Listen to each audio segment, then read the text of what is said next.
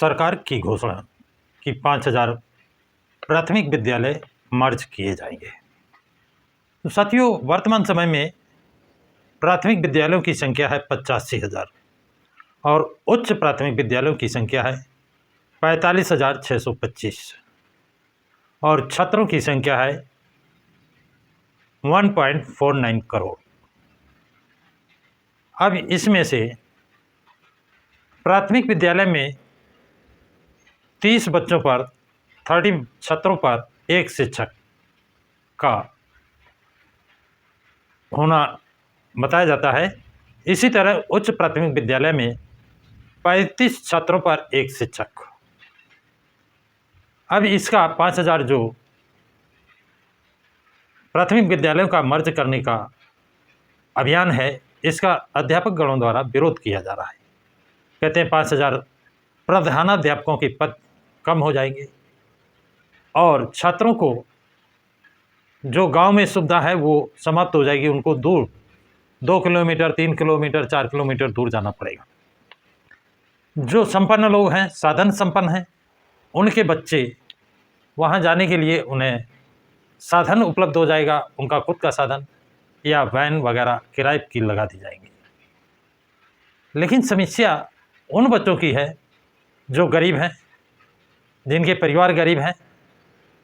वो अपने बच्चों को न तो वैन लगवा पाएंगे और न स्वयं वहाँ जा कर के छोड़ने जा पाएंगे और लेने भी नहीं जा पाएंगे, क्योंकि छोड़ने जाएंगे फिर लेने जाएंगे तो दिन में कोई मेहनत मजदूरी नहीं कर पाएंगे, जिससे उनके सामने एक खाने की समस्या मुंह बाकर खड़ी हो जाएगी। अध्यापकों की समस्या है कि उनको हेडमास्टर बनने का मौका नहीं मिलेगा। वो सहायक अध्यापक के अध्यापक रिटायर हो जाएंगे। दूसरे, जब स्कूलों की संख्या घट जाएगी तो अध्यापकों की संख्या घटेगी, नई भर्ती नहीं होगी तो नए अध्यापक नहीं बढ़ेंगे, इससे बेरोजगारी बढ़ेगी। कहते हैं जो इससे पहले सरकार ने 28,000 स्कूलों को मर्ज किया था, जिसमें 28,000 प्रधानाध्यापकों की संख्या घट गई थी।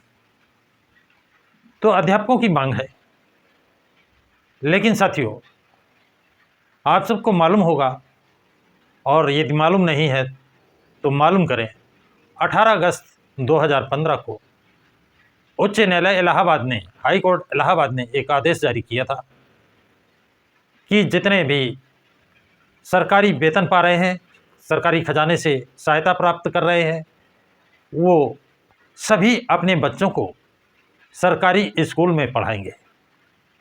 सिर्फ पढ़ाना अनिवार्य कर दिया था, और जो नहीं पढ़ाएगा उसका इंक्रीमेंट रोका जाए, उसकी पदोन्नति रोकी जाए, उसको जितना वो प्राइवेट स्कूल में फीस देता है उतनी फीस वो सरकारी खजाने में जमा करें।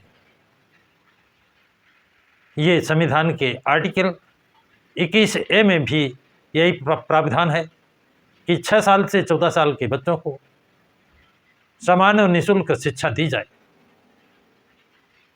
लेकिन 18 अगस्त 2015 को उत्तर प्रदेश में अखिलेश यादव की सरकार थी।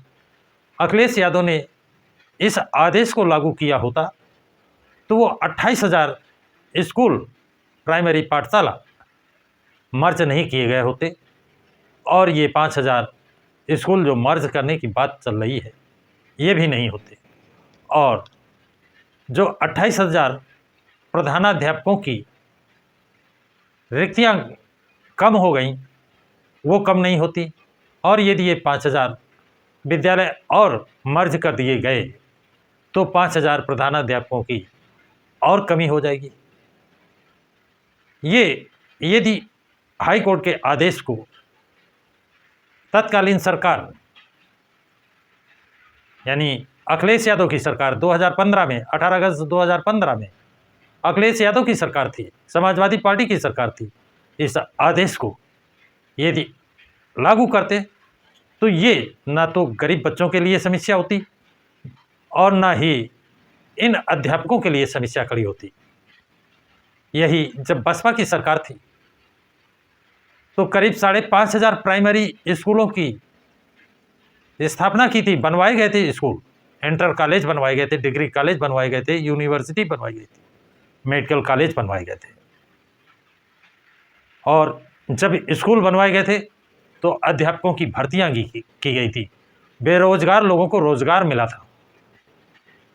तो साथियों, ये जो 28,000 स्कूल पहले मर्ज किए गए और जो 5,000 और मर्ज करने का प्लान चल रहा है, यदि अखिलेश यादव ने अपनी सरकार में हाई कोर्ट के आदेश का पालन किया होता तो ये समस्या आज मुंह बाकर नहीं खड़ी होती। आप लोगों की क्या राय है, कमेंट बॉक्स में कमेंट ज़रूर लिखें तथा इस वीडियो को लाइक और शेयर करें।